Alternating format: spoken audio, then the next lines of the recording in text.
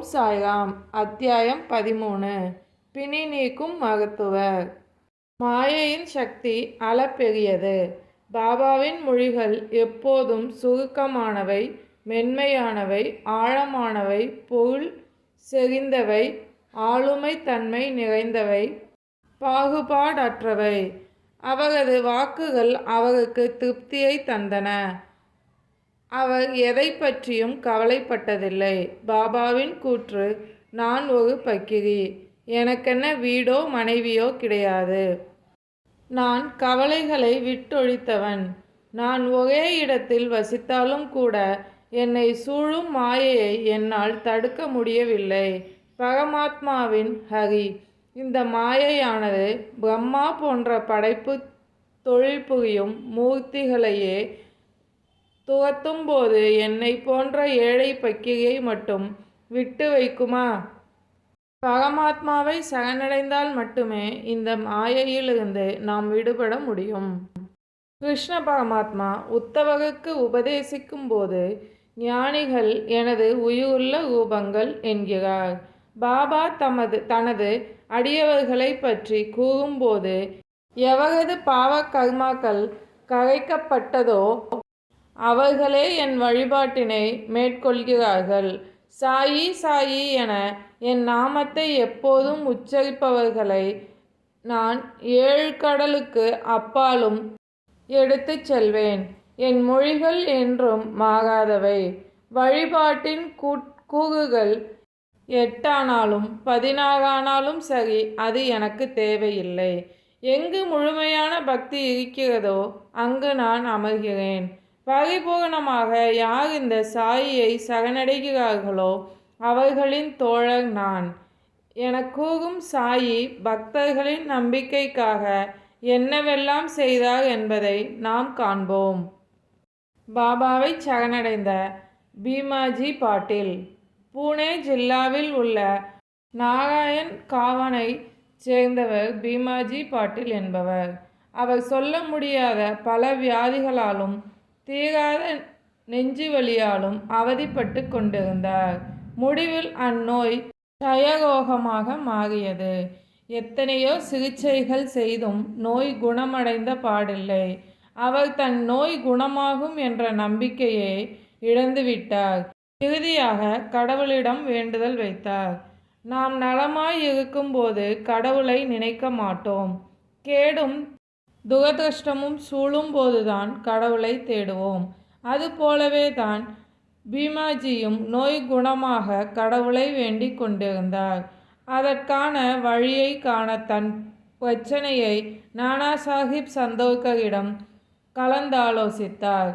தான் நோயால் படும் அல்லல்களை அவரிடம் எடுத்து கூறி கடிதம் எழுதி என்ன செய்வது என ஆலோசனை கேட்டார்.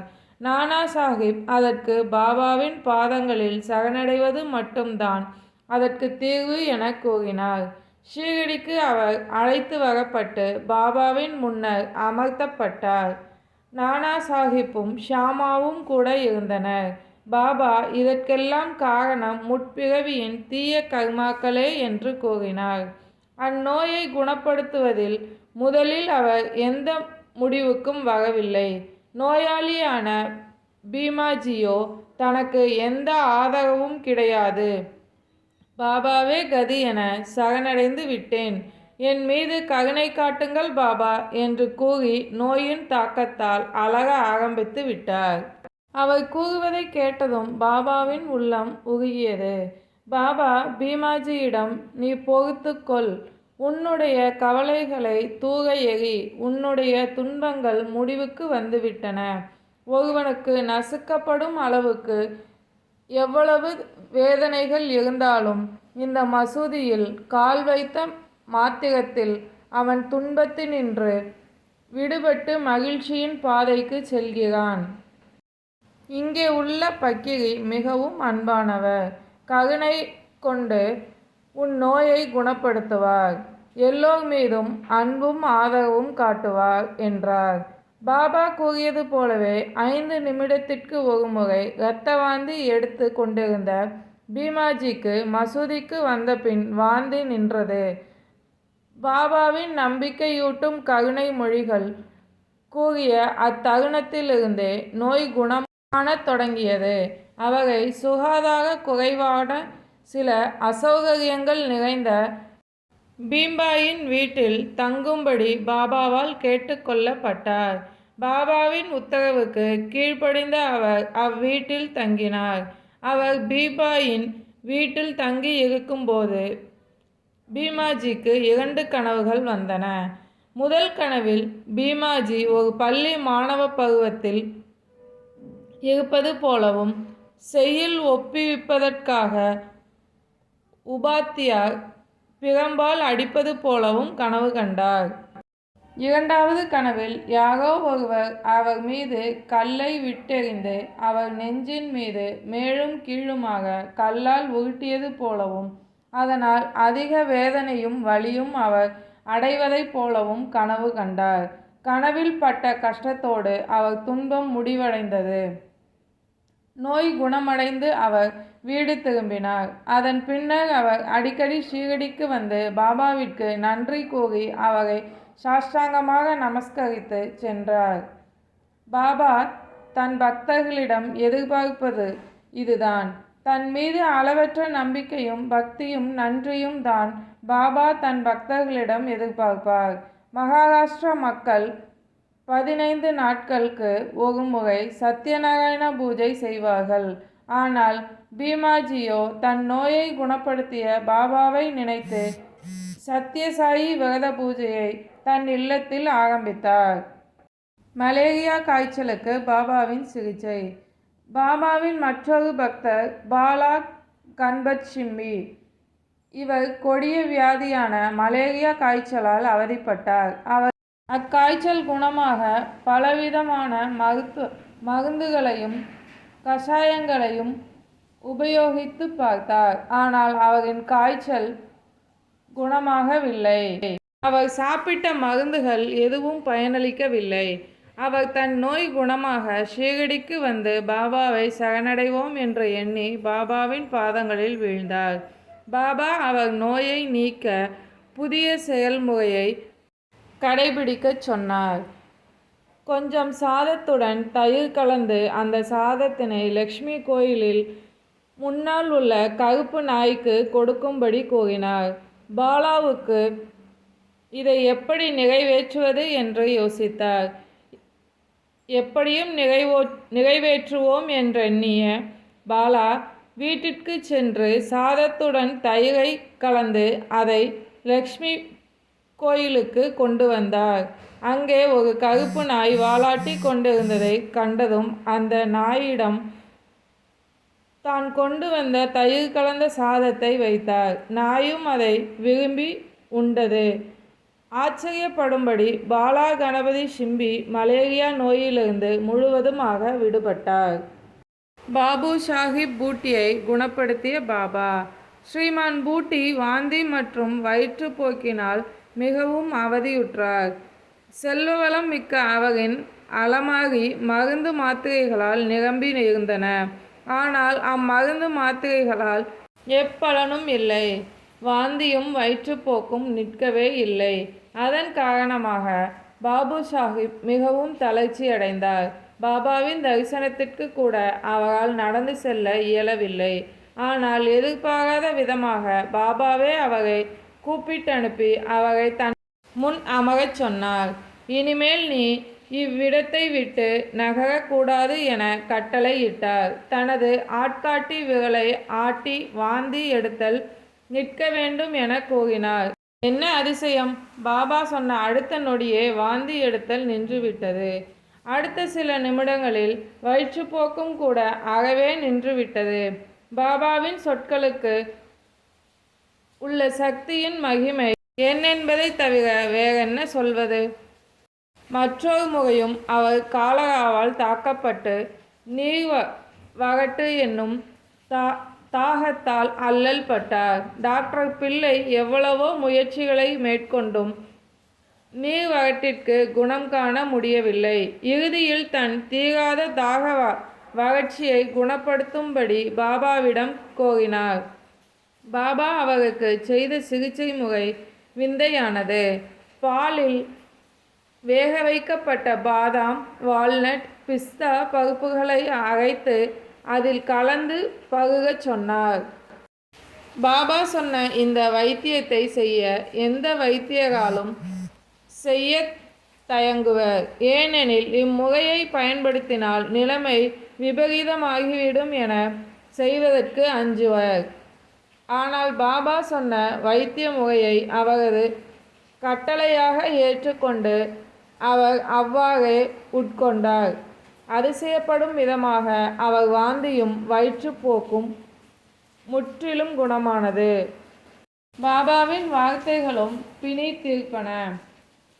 ஆலந்தியிலிருந்து ஒரு சாமியார் ஷீரடிக்கு வந்தார். அவர் பாபாவின் தரிசனம் பெற விரும்பினார். அவருக்கு காதில் கடுமையான வலி ஏற்பட்டு அதனால் அவதிப்பட்டு கொண்டிருந்தார். ஆனால் அவர் சரியான உறக்கமின்றி அவதிப்பட்டார். இதற்காக அவர் ரண சிகிச்சையும் மேற்கொண்டார். ஆனால் அது எவ்வித பலனையும் அளிக்கவில்லை. அவரால் அவ்வழியை பொறுத்து கொள்ள முடியவில்லை. என்ன செய்வதென்று தெரியாமல் திகைத்த அவர் பாபாவிடம் விடைபெற்று கொள்ள வந்தார். அப்போது ஷாமா பாபாவிடம், சுவாமிகளின் காதுகளுக்கு ஏதாவது செய்யுங்கள் பாபா என்று வேண்டினார். பாபா உடனே அல்லாஹ் அச்சா கரேகா என்று கூறி தேற்றினார். பிறகு புனேவுக்கு திரும்பிய சுவாமிகள் ஒரு வாரம் கழித்து ஷீரடிக்கு ஒரு கடிதம் ஒன்று எழுதினார். அந்த கடிதத்தில் தன் காதுவலி குணமாகிவிட்டது என்றும் அதைப்போல காதில் இருந்த வீக்கம் குணமாக ரண சிகிச்சை செய்து கொள்ள இருந்ததாகவும், ரண சிகிச்சை தேவையில்லை, வீக்கம் குணமாகி விடும் என்று டாக்டர் கூறிவிட்டதாகவும் அதில் குறிப்பிட்டு இருந்தார். பாபாவின் வாக்கிற்கு உள்ள மகத்துவத்தை அனைவரும் எண்ணி வியந்தனர். வயிற்றுப்போக்கை கட்டுப்படுத்திய நிலக்கடலை. பாபு சாஹிப் பூட்டியை போல காக்கா மகாஜனியும் கடுமையான வயிற்றுப்போக்கால் அவதிப்பட்டு கொண்டிருந்தார். தினமும் பாபாவுக்கு தண்ணீர் ஒரு பானையில் கொண்டு வைப்பதையும், பாபா அழைக்கும் போதெல்லாம் அவர் இடும் பணிகளை செய்வதும் தன் சேவையாக செய்து கொண்டிருப்பார் மகாஜனி. தற்போது வயிற்றுப்போக்கால் தளர்ச்சியுற்றாலும் கூட நம் பாபாவுக்கு நம் நிலைமை தெரியும். நம் நோயை அவர் குணப்படுத்தி விடுவார் என்ற நம்பிக்கையில் காக்கா மகாஜனி தன் வயிற்றுப்போக்கு பற்றி பாபாவிடம் எதுவும் சொல்லவில்லை. மசூதிக்கு முன்னால் உள்ள தாழ்வாரத்தில் பராமரிப்பு பணி காக்கா மகாஜனியிடம் ஒப்படைக்கப்பட்டிருந்தது. ஆனால் அதன் வேலை நடைபெற்று கொண்டிருக்கும் போதே திடீரென பாபா கொந்தளிப்புற்று பலமாக கூச்சலிடத் துவங்கினார். எல்லோரும் மிரண்டு ஓடினார்கள். காக்காவும் தொடர்ந்து ஓடினார். பாபா அவரை பிடித்து அங்கேயே உட்கார வைத்தார். அந்த நேரத்தில் ஏற்பட்ட குழப்பத்தில் யாரோ நிலக்கடலையை கீழே விட்டுவிட்டு ஓடினார்கள். அதை கையால் எடுத்த பாபா கை நிறைய அள்ளி தேய்த்து வாயினால் ஊதி சுத்தம் செய்த பின் அக்கடலை பருப்புகளை காக்காவிடம் கொடுத்து உண்ணச் சொன்னார்.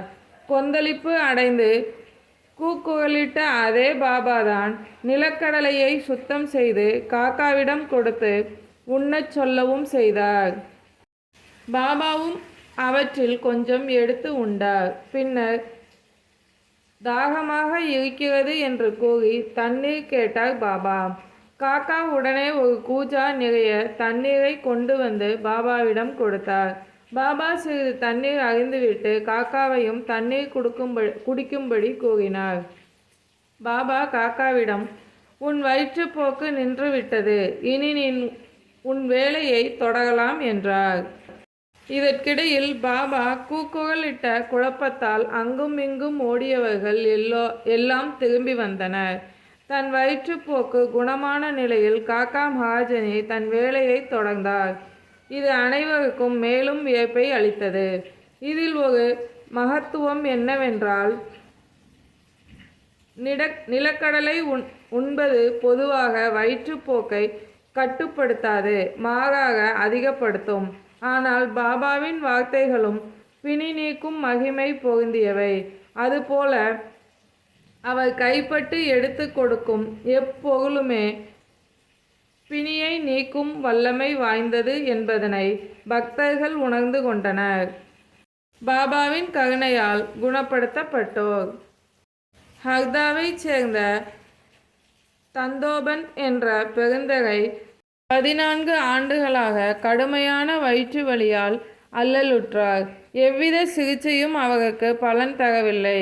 பாபா தன் பார்வையாலேயே நம் வியாதிகளை குணப்படுத்துகிறார் என்பதை கேள்விப்பட்ட அவர் ஷீரடிக்கு ஓடி வந்து பாபாவின் பாதங்களில் வீழ்ந்தார். பாபா அவரை அன்புடன் நோக்கி ஆசீர்வதித்தார். அவருக்கு மகிமை மிகுந்த உதியையும் அளித்தார். அதிசயிக்கத்தக்க வகையில் அவர் குணமடைந்தார். அதற்கு பிறகு அவ்வியாதியால் அவருக்கு எந்தவித தொந்தரவும் இல்லை. மூலவியாதியால் அவதிப்பட்ட மாதவ்ராவ் தேஷ்பாண்டேவுக்கு பாபா சோனமுகி எனப்படும் சூரத்தாவரையின் மூலம் தயாரிக்கப்படும் பேதி மருந்து கஷாயத்தை கொடுத்தார். அம்மருந்து அவரை குணமாக்கியது. ஆனால் 2 ஆண்டுகளுக்கு பின் மீண்டும் அவ்வியாதி தலை தூக்கியது. அவர் பாபாவை கலந்து ஆலோசிக்காமல் அம்மருந்தை தாமே உட்கொண்டார். ஆனால் இப்போது அவ்வியாதி அதிகமாகி அவரை மிகவும் படுத்தியது. பின்னர் பாபாவின் அருளால் தான் அவ்வியாதி முற்றிலும் அவருக்கு குணமாக்கப்பட்டது. காக்கா மகாஜனியின் அண்ணன் கங்காதர் பந்த் அவரும் வயிற்று வலியால் அவதிப்பட்டு கொண்டிருந்தார். பாபாவின் மகிமையை கேள்விப்பட்ட அவர் ஷீரடிக்கு வந்து பாபாவை சரணடைந்து தனது வயிற்று வலியை குணமாக்கும்படி வேண்டினார்.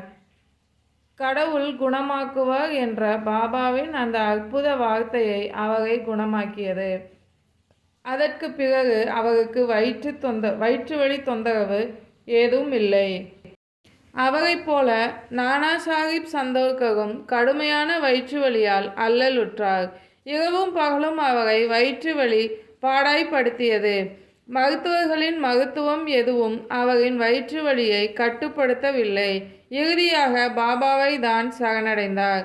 பாபா அவரிடம் பர்பி என்ற இனிப்பு பண்டத்தை நெய்யுடன் சேர்த்து உண்ணச் சொன்னார்.